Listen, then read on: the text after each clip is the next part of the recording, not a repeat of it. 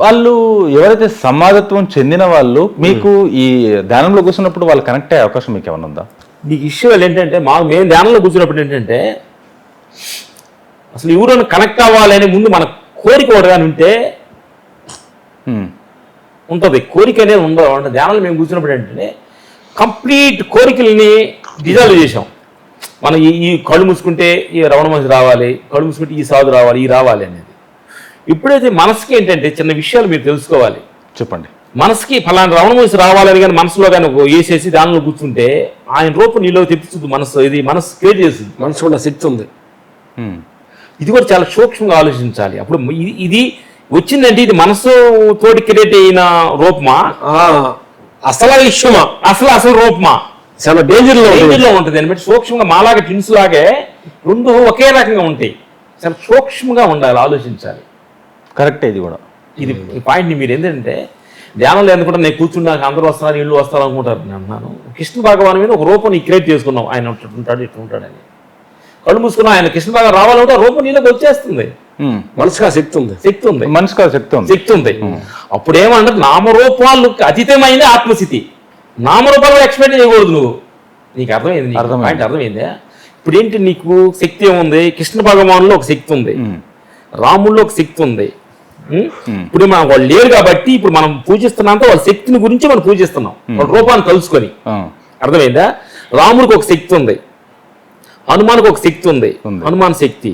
అలాగే హల్లాకి ఒక శక్తి ఉంది, జీసస్ ఒక శక్తి ఉంది. శక్తి అనేది ఒకటే ఉంది. ఎప్పుడైతే నువ్వు జీసస్ భక్తులు అయ్యావు అనుకోండి, ఆ శక్తిని జీసస్ అనే రూపాన్ని దిద్దుకొని జీసస్ మీద వేసేసుకొని ఆ రూపాన్ని శక్తిని తీసుకొని ఆయన లీలన్నీ కనిపిస్తూ ఉన్నాయి. ఓకే. అలాగే నేను ఇస్కాన్ కృష్ణ భక్తుడిని, నేను నాకు శక్తి, ఆ శక్తిని నేను తీసుకొని కృష్ణుడిలోకి నేను లీలమైపోయి ఆ శక్తిని కృష్ణ రూపాలను నేను తెలుసుకొని ఆయన రూపాలను తెలుసుకొని ఆయన నామాలని వెళ్ళిపోతున్నాం. అట్లా ఎందుకనంటే శక్తి ఒక్కటే, రూపాలు అనేకమైనవి. అర్థమైందా? ఏ రూపానికి నువ్వు భక్తిపూర్వకంగా నీకు చిన్నప్పటి నుంచి నీ తల్లిదండ్రులు నీకు ఒక రూపం నీకు ఇది కరెక్ట్ అని చెప్పారో ఆ రూపం మీద ఈ శక్తిని యాడ్ చేసుకొని ఈ శక్తి ఆయన ద్వారా జరుగుతుందని మేము అనుకుంటా ఉంటాం అన్నమాట. ఇదంతా జరుగుతున్న ప్రపంచంలో జరుగుతున్న విషయాలు అన్నమాట. అందుకని ఏ శక్తి ఎవరు తక్కువగా, శక్తి మటు ఒకటే. ఏంటి ఆ శక్తి? ఏ శక్తి అది చెప్పేది కాదు, నీలో ఉన్నది, నాలో ఉన్నది, అన్నట్లో ఉంది, ఆ కెమెరా ఆపరేషన్ లో ఉన్నది శక్తి. ఏంటంటే అన్ని పెట్టాడు ఆ శక్తికి. చాలా మేము చాలా ధ్యానం కూడా మేము కూర్చొని అసలు ఏంటిది, ఏంటి శక్తి, ఏంటిది ఆ శక్తికి ఏదైనా వస్తే మనం ఎంతో మంది ఋషులు వచ్చారు, అది అంతే అన్నారు తప్ప ఆ శక్తిని ఎవరు రూపించలేదు కదా. వాళ్ళంతా లోపలికి వెళ్ళి అనుభవించేది, ఆ శక్తి అనుభవిస్తే గానీ అది శక్తి చెప్పేది కాదు, చూసేది కాదు. ఇది అన్నలాంటి సూక్ష్మంగా ఆయన అంత అంతరాత్మకి వెళ్ళి ఆ శక్తిని క్రియేట్ చేశాడు. అది ఆ శక్తి అంత గొప్పతనం అన్నమాట. ఆ శక్తి తోటి మమేకమయ్యి రెండు వేరియేషన్ ఉంటాయి.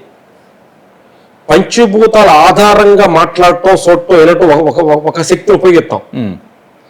అది కర్తభావం జీవతత్వం షార్ట్ అవుతూ ఉంటుంది.